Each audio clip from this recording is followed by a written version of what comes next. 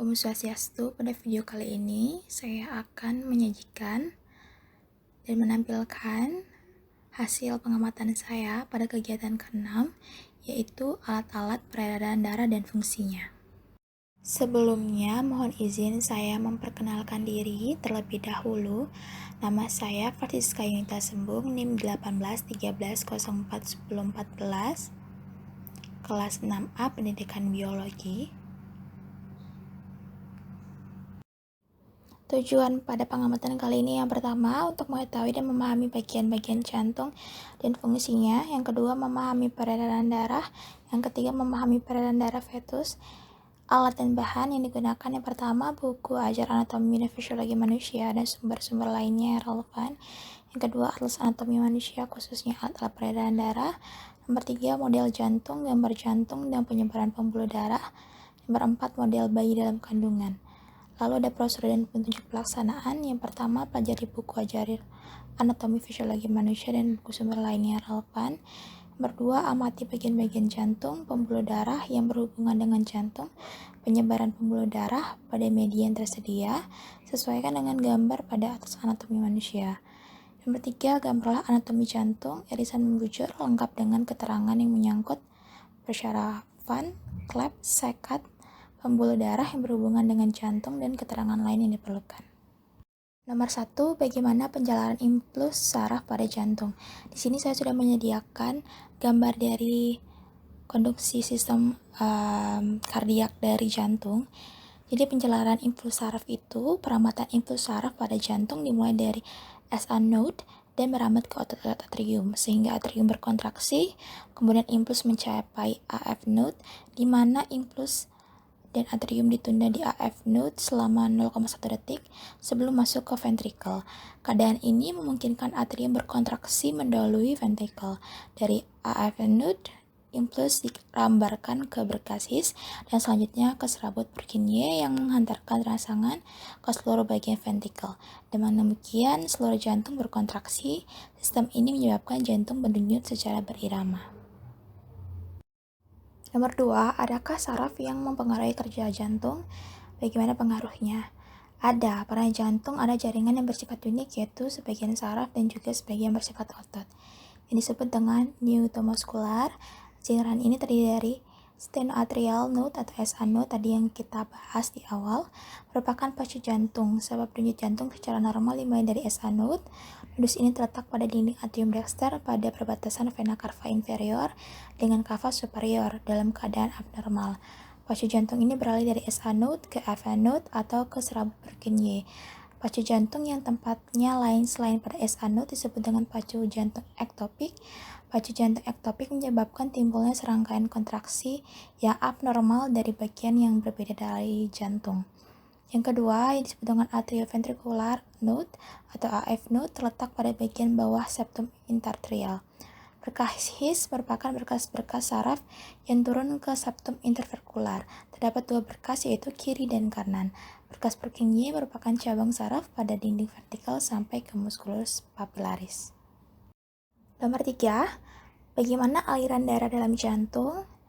Aliran darah dari jantung itu ada sel-sel miokardium yang menerima darah dari dua buah arteri koronaria yang keluar dari aorta. Arteri koronaria ini yang dari kiri yang kemudian bercabang menjadi circumflexa arteri atau mengelilingi jantung, dan arteria koronaria kanan yang menuju ke bawah ke permukaan depan ventrikel sinister.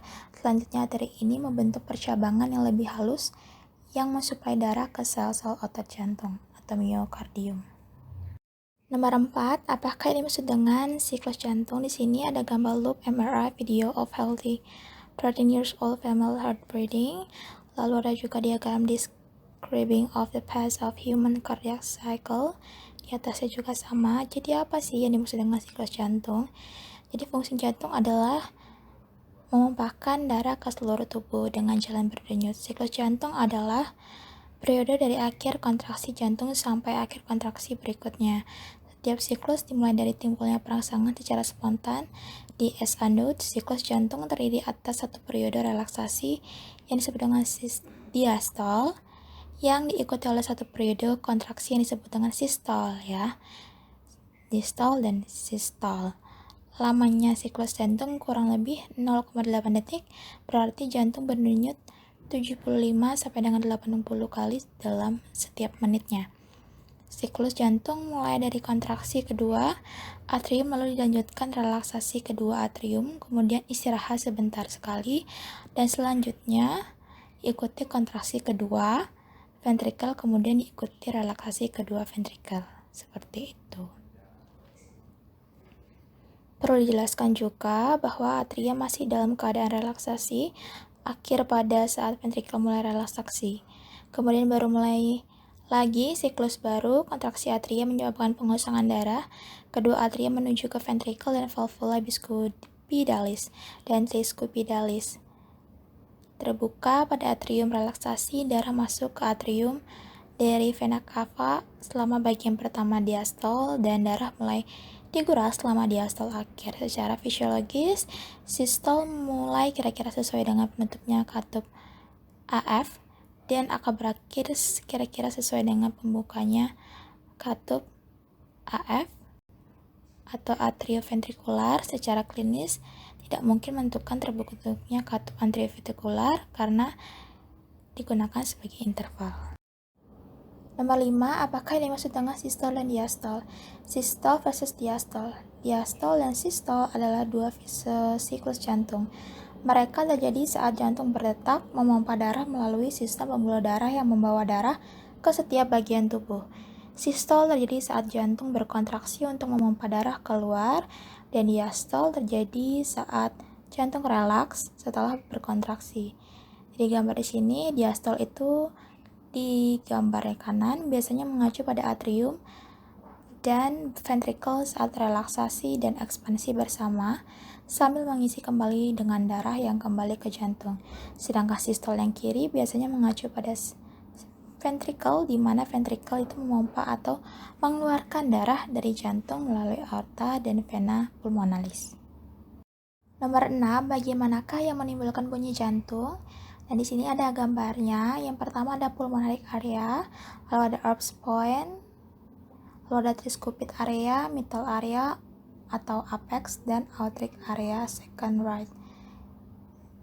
Yang pertama di sini ada aortic area, yang kedua ada pulmonary area, yang ketiga ada Erb's point, yang keempat ada tricuspid area, dan yang kelima adalah mitral area atau apex.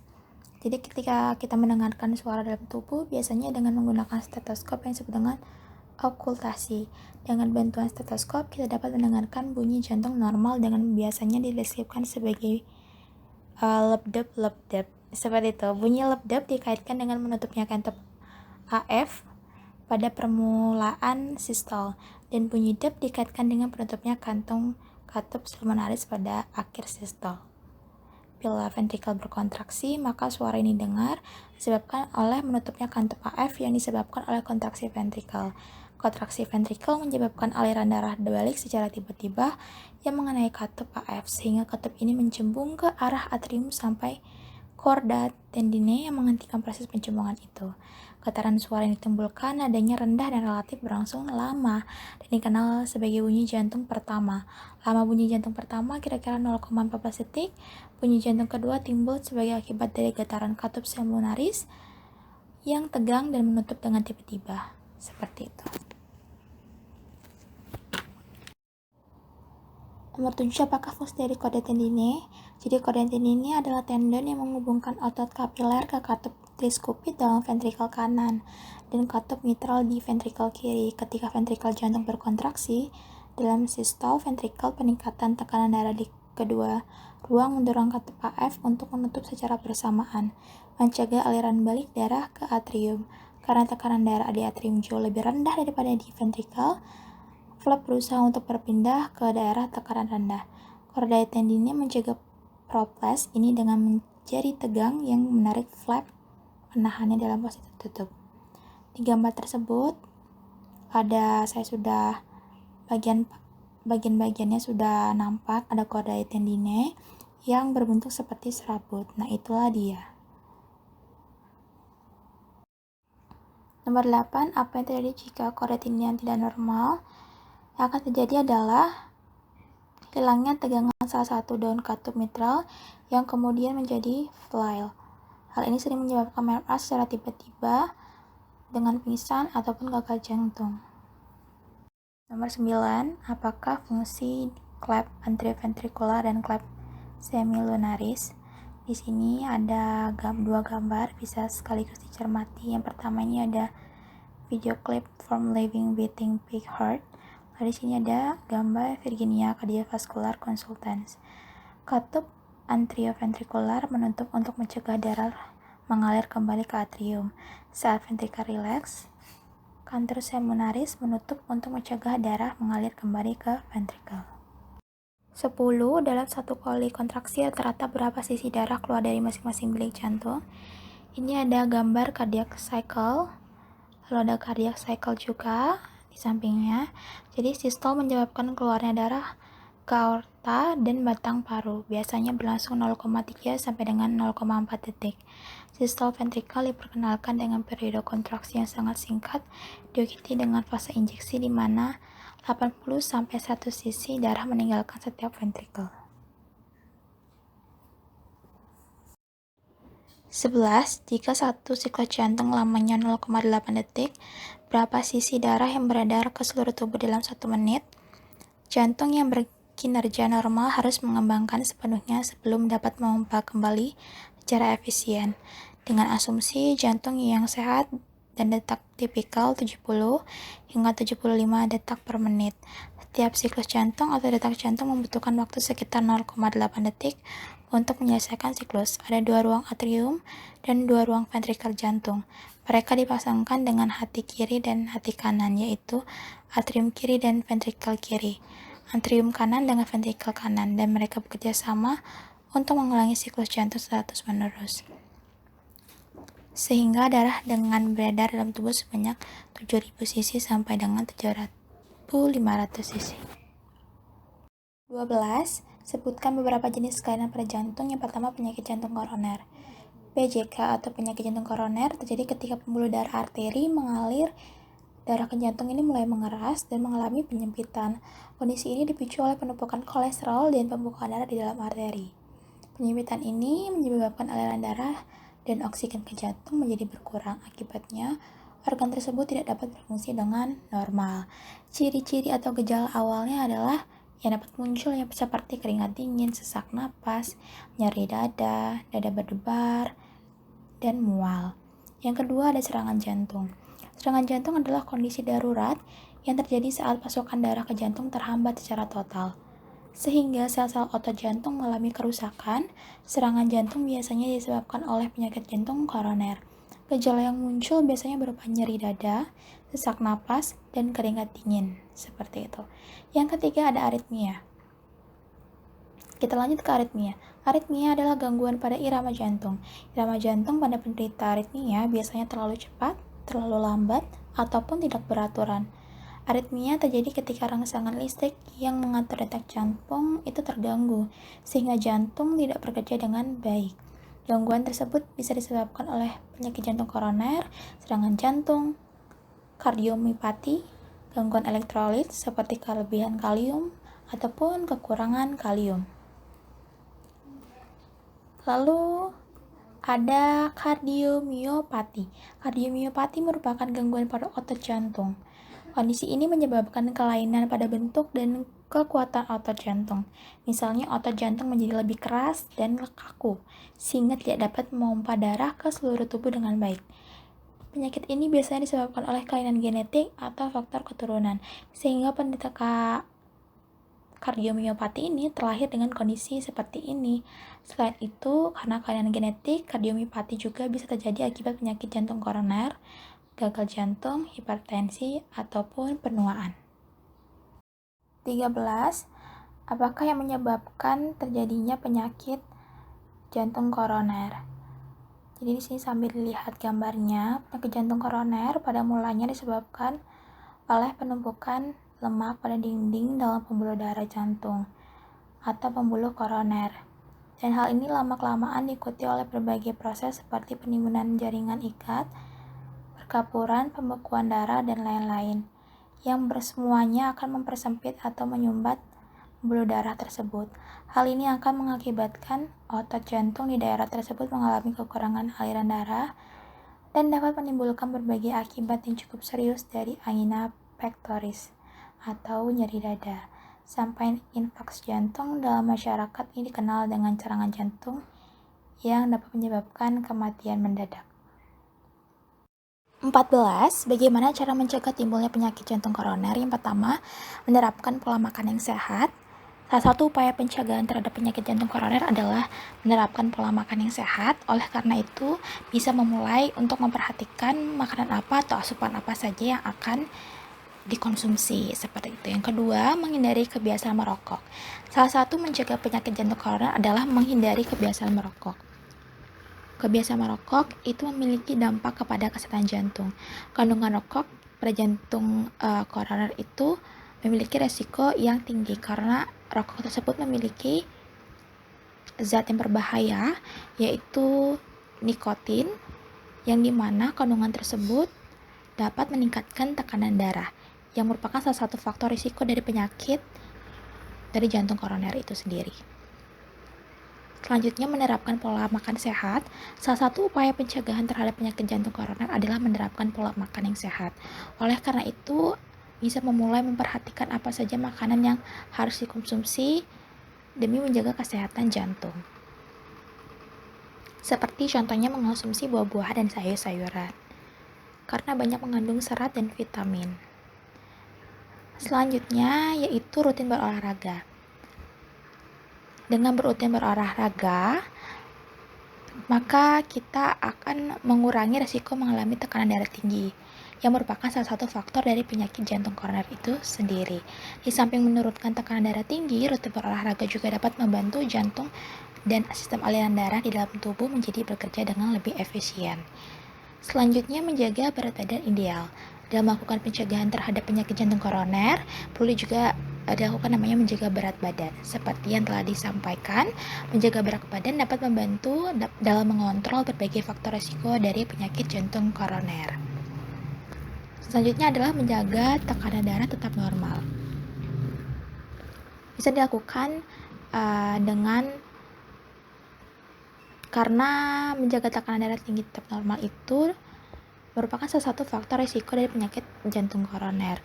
Cara mencegah penyakit jantung koroner bisa dilakukan dengan terus menekan tekanan darah agar tetap pada angka yang normal.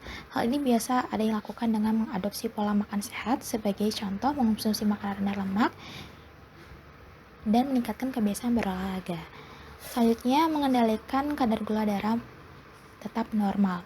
Selain menjaga tekanan darah, pencegahan terhadap penyakit jantung koroner dapat dilakukan dengan menjaga kadar gula di dalam darah. Risiko juga mengalami penyakit jantung koroner akan jauh lebih tinggi jika memiliki diabetes. Maka dari itu kita harus tetap menjaga gula darah kita tetap normal. Lalu selanjutnya, mengurangi konsumsi alkohol. Selain menghentikan kebiasaan merokok, juga perlu mengurangi konsumsi alkohol. Akan jauh lebih baik lagi jika menghentikan penggunaan dan pengkonsumsian dari alkohol itu sendiri. Yang terakhir, mengonsumsi obat-obatan yang diresepkan oleh dokter. Pencegahan lainnya adalah dengan mengonsumsi berbagai obat yang diberikan oleh dokter apabila dia diagnosis memiliki penyakit jantung. Pilihlah beberapa obat yang diresepkan untuk meredakan gejalanya. 15. Apakah yang dimaksud dengan alat pacu jantung? Bila mana seseorang harus menggunakan alat tersebut? Di PPT saya sudah tampilkan ada alat pacu jantung tersebut. Alat pacu jantung itu apa? Alat pacu jantung adalah sebuah alat kecil yang bertenaga listrik yang digunakan untuk membantu jantung berdetak lebih teratur, tidak terlalu lambat ataupun cepat, sehingga jantung dapat memompa darah ke seluruh tubuh dengan optimal. Alat ini bisa dipasang jika seseorang telah mengalami masalah jantung tertentu, seperti aritmia. Aritmia ini merupakan salah satu penyakit yang tadi kita jelaskan, memiliki irama jantung yang bisa cepat, lebih lambat, ataupun sangat cepat. Alat ini digunakan untuk mengatasi aritmia karena pada saat pasien mengalami kondisi ini, irama jantung pada jantungnya itu sendiri irama jantung bisa berdetak terlalu cepat, terlalu lambat, ataupun dengan ritme yang tidak biasa. Seperti yang saya sudah jelaskan pada pertanyaan sebelumnya, jika jantung berdetak terlalu cepat, kondisi ini disebut dengan takikardia. 16. Apakah beda antara arteri, vena, dan kapiler? Untuk spesifikasi yang pertama itu berdasarkan fungsi, arteri itu membawa darah yang kaya akan oksigen dari jantung ke seluruh tubuh. Vena itu mengangkut darah yang miskin oksigen ke jantung setelah bergerak ke berbagai bagian tubuh. Lalu kapiler itu berperan penting dalam pertukaran oksigen. Lalu hal lainnya yang dibandingkan adalah dinding. Arteri itu tebal elastik, vena tipis dan kurang elastis, kapiler tipis dan permeabel. Spesifikasi lainnya adalah arah aliran. Arteri meninggalkan jantung, vena menuju jantung, kapiler berawal dari arteriol dan berakhir pada venula. Spesifikasi selanjutnya adalah kandungan. Arteri mengandung O2 kecuali di dalam paru-paru, vena mengandung CO2 kecuali vena di paru-paru, dan kapiler banyak mengandung oksigen. Selanjutnya ada letak. Arteri lebih dalam, vena dekat permukaan tubuh, dan kapiler berada di antara arteri dan vena. Spesifikasi selanjutnya adalah klep. Arteri itu hanya satu pada pangkal nadi, vena banyak di sepanjang pembuluh, kapiler tidak memiliki klep. 17. Uraikanlah perbedaan proses peredaran darah sistemik dengan peredaran darah pulmonal. Sirkulasi sistemik dimulai dari ventricle sinister aorta, arteri, lalu ke kapiler, lalu ke vena, ke seluruh tubuh, lalu kembali ke atrium dexter. Sirkulasi ini menyediakan darah untuk menuju tubuh, kecuali ke paru-paru. Oleh karena itu disebut sebagai sirkulasi besar atau sirkulasi tapi. Lalu sirkulasi pulmonal itu dimulai dari ventricle dexter arteri, lalu ke pulmonalis pulmo, dan ke vena pulmonalis atrium sinister. 18. Jelaskan proses pengaturan aliran darah pada jaringan tubuh. Salah satu sifat yang paling penting dalam mendasar dari sirkulasi adalah kemampuannya dari setiap jaringan untuk mengendalikan aliran darah. Pada umumnya berlaku makin besar derajat metabolismenya, maka makin besar juga aliran darahnya. Terdapat dua teori dasar dalam pengaturan aliran darah, yaitu teori vasodilator dan teori kebutuhan oksigen. Menurut teori vasodilator, jika derajat metabolisme besar, yang berarti jaringan akan kekurangan oksigen, nutrien, dan bahan lainnya, maka makin cepat terbentuknya bahan vasodilator. Ada beberapa bahan vasodilator pada jaringan yang menyebabkan terjadinya dilatasi pada pembuluh darah, antara lain karbon dioksida, asam laktat, adenosin, histamin, ion, kalium, dan hidrogen. Sedangkan menurut teori kebutuhan oksigen, bahwa jika oksigen berkurang, maka kontraksi otot vaskuler tidak bisa dipertahankan dengan maksimal, sehingga dapat terjadi yang namanya vasodilatasi. 19. Apakah yang dimaksud dengan aterosklerosis, trombus, dan embolus? Yang pertama di sini ada gambar aterosklerosis adalah penyempitan dan pengerasan pembuluh darah akibat penumpukan plak pada dinding pembuluh darah. Kondisi ini merupakan penyebab umum penyakit jantung koroner. Lalu gambar di tengah ini merupakan trombus. Jadi trombus adalah gumpalan darah yang terbentuk pada dinding pembuluh darah. Dan gambar yang terakhir adalah embolus. Embolus adalah kondisi di mana benda atau zat asing seperti gumpalan darah atau gelombang gas tersangkut dalam pembuluh darah dan menyebabkan penyumbatan pada aliran darah. Seperti itu. 20. Rincilah proses peredaran darah fetus. Tali pusat menghubungkan plasenta dengan pusar fetus. Tali pusat ini terdiri atas dua arteri dan sebuah vena besar yang dilindungi oleh Ward-Nelly. Pada plasenta ini ada dinding tipis yang memisahkan darah fetus. Padanya tidak dapat dibedakan darah arteri dan darah venus. Darah yang terbaik adalah darah yang telah mengalami pertukaran gas, nutrien, dan zat lain di dalam plasenta. Kemudian darah tersebut plasenta melalui vena umbilicalis ke tubuh fetus. Jadi dengan perantara plasenta, fetus mendapatkan oksigen, nutrien, dan zat lain dan membuang ampas-ampas metabolismenya. Sirkulasi darah pada fetus dari plasenta mengalir sepanjang tali pusat dalam vena umbilicalis. Setelah masuk dalam tubuh fetus, darah sebagian besar bermuara ke dalam vena cava inferior melalui ductus venosus dan sebagian kecil menuju ke hati. Dari vena cava inferior, darah menuju ke jantung atrium dexter, masuk melalui foramen oval ke atrium kiri, dari atrium sinister ke ventricle sinister, dan kemudian keluar melalui aorta.